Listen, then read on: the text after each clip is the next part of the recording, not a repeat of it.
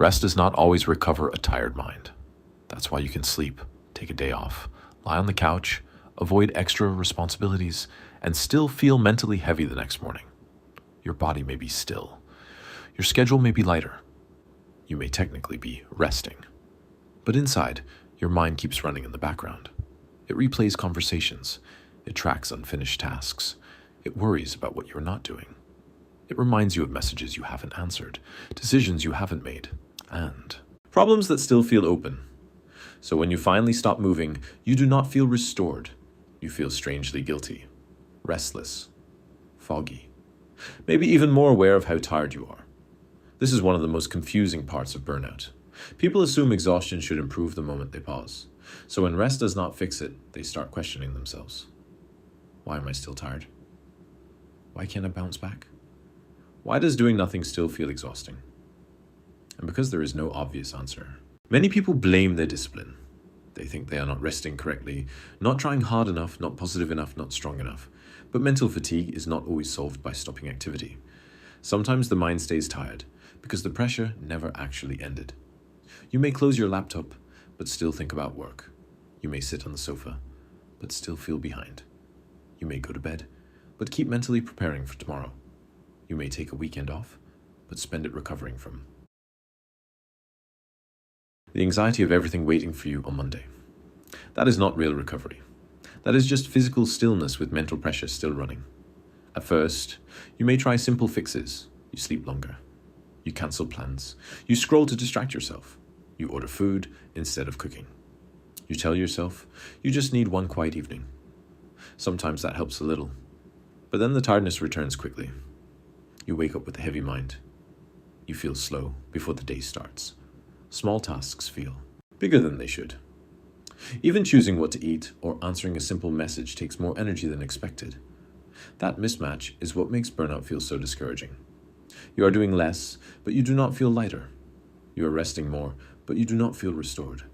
You are trying to be responsible with your energy, but your mind still feels overloaded. The visible explanation is usually, I'm tired. But the hidden layer is often more complicated. A tired mind is not only responding to how many hours you worked. It is responding to how many unresolved demands it is still carrying. Think about an app running in the background on your phone. Even when you are not actively using it, it can still drain the battery. You may look at the screen and think nothing is happening, but underneath, energy is still being used. The mind can work like that too. Unfinished conversations, emotional tension, decisions, money worries, family responsibilities, work pressure, self-criticism, and constant notifications can all stay active in the background. Even when you are resting, part of your attention may still be monitoring them. That is why you can sit quietly and still feel mentally busy. Your nervous system may not fully believe the pressure is over. Your brain may still be scanning for the next demand, the next mistake, the next thing you forgot, the next person who needs something from you. And when your brain stays in that mode for too long, ordinary rest may not reach the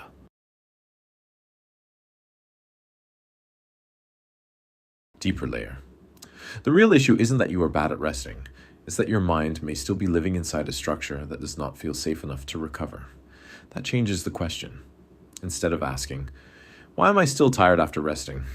You can ask, what part of me never actually stopped working? Maybe your body stopped, but your attention did not. Maybe your schedule slowed down, but your guilt stayed active. Maybe your environment got quiet, but your inner pressure got louder. Maybe your brain has been trained by constant urgency to treat calm as suspicious. This is why burnout recovery can feel uncomfortable at first. When you finally stop, the mind may not immediately relax. It may start bringing up everything that was buried under busyness. The silence can make the backlog louder. That does not mean rest is failing. It may mean your system is finally showing you how much it has been holding. But if every break is filled with scrolling, worrying, planning, checking, and self-criticism, the brain never gets a clean signal that it can stand down. Rest becomes another task. You try to rest efficiently. You judge whether it is working.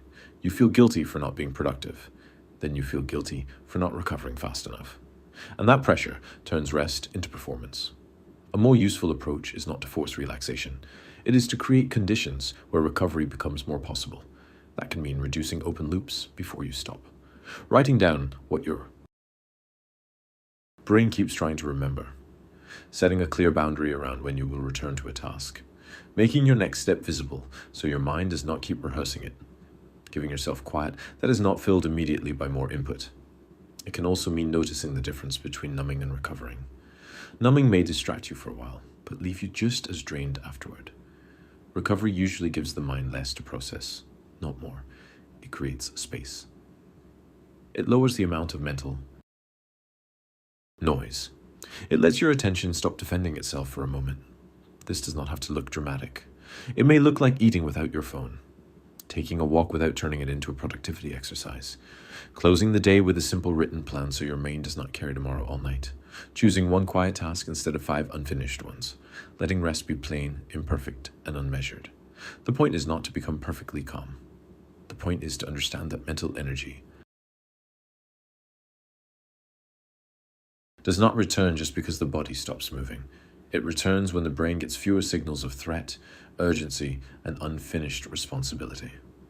For many people, that is the missing piece. They are not lazy. They are not weak. They are not failing at rest. They are trying to recover inside a life that keeps asking their mind to stay on alert. And once you see that, you can stop treating your tiredness like a personal defect. You can start seeing it as information, a signal that your mind needs more than a pause. It needs fewer open loops, fewer invisible demands, more realistic boundaries, more structure that protects clarity instead of constantly draining it. Because sometimes the mind feels tired after resting, not because rest is useless, but because rest has been too shallow to reach the load underneath. If you want to explore this more, there's a structured breakdown linked in the description with practical ways to support focus, memory, and daily mental clarity. And if this helped you understand exhaustion differently, subscribe for more calm, practical videos about burnout, stress, and the mind.